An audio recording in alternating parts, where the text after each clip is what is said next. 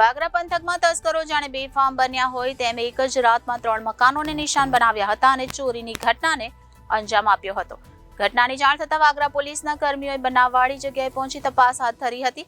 Lahori godown વિસ્તારના બંધ મકાનમાં અંદાજિત રૂપિયા 1.70 લાખ ઉપરાંતની મત્તા ઉપર તસ્કરોનો હાથ ફેરો. બનાવની પ્રાપ્ત થતી વિગત મુજબ ગત રાત્રિના કોઈ પણ સમય વાગરાના લાહોરી ગોડાઉન વિસ્તારમાં આવેલ બંધ મકાનને તસ્કરોએ નિશાન બનાવી ચોરીની વારદાતને અંજામ આપ્યો હતો. મકાન માલિક ઇમરાન રોશન રાજે જણાવ્યું કે હું અને મારું ફેમિલી મકાનને તાળું મારી જુમ્મા મસ્જિદ નજીક આવેલ મારા મમ્મીના ઘરે સુવા માટે ગયા હતા. આજ રોજ સવારમાં ફળિયાથી મારા મિત્રએ કોલ કરી જાણ કરી કે તમારા ઘરનો નકુચો તૂટેલો છે. જાણ થતાં જ તાબડતોડ દોડી જઈ જોતા ઘરની ગ્રીલનો નકુચો તૂટેલો હતો તેમજ દરવાજાનો નકુચો પણ તૂટેલી હાલતમાં અને ઘરમાં તિજોરીનો માલ સામાન વેરવિખેર પડેલો હતો. ચેક કરીને જોતા તિજોરીમાં મૂકેલ 3 જોડી ચાંદીના પાયલ, 6 સોનાની અંગૂઠી, 45,000 રોકડ રકમ મળી અંદાજિત 1.70 લાખની મત્તા ચોરાઈ હોવાનું માલુમ પડ્યું હતું.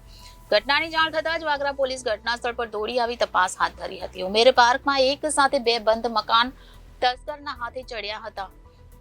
બીજા બનાવમાં વાગરાના ઉમેર પાર્કમાં પણ 2 બંધ મકાનોને તસ્કરોએ નિશાન બનાવી ચોરીની ઘટનાને અંજામ આપ્યો હતો. ચોરી થયેલ બંને મકાન બંધ હતા, જેમાં એક મકાનમાંથી અંદાજિત 15 થી 20,000 ની મત્તાની ચોરી થઈ હોવાનું સૂત્રો થકી જાણવા મળ્યું હતું. જ્યારે બીજા મકાન માલિક હાજર ન હોવાને કારણે કેટલા મત્તાની ચોરી થઈ છે તે જાણી શકાયું નથી. જોકે વાગરા પોલીસે સ્થળ પર આવી જરૂરી કાર્યવાહી આરંભી હતી. ઉલ્લેખનીય છે કે વાગરા પંથકમાં નકુચા ગેંગ સક્રિય હોય તેમ લાગી રહ્યું છે. થોડા સમય પહેલા પણ ઉમેર પાર્કમાં 2 જેટલા મકાનમાં તસ્કર ત્રાટક્યા હતા. વાગરા ઔદ્યોગિક વસાહત વચ્ચે ઘેરાયેલો વિસ્તાર છે, જ્યાં પોલીસની નાક નીચેથી અવારનવાર ચોરીની ઘટના ઘટી રહી છે.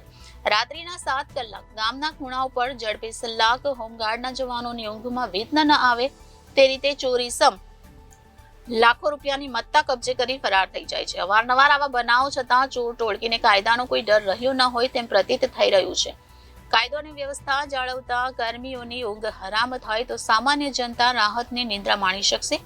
ગુનાખોરીની ઘટનાઓ પર અંકુશ મેળવવામાં પોલીસને સફળતા મળે તેવી આશા ગ્રામજનો સેવી રહ્યા છે. Reporter Viral Gohil, Janadesh news, Bharuch.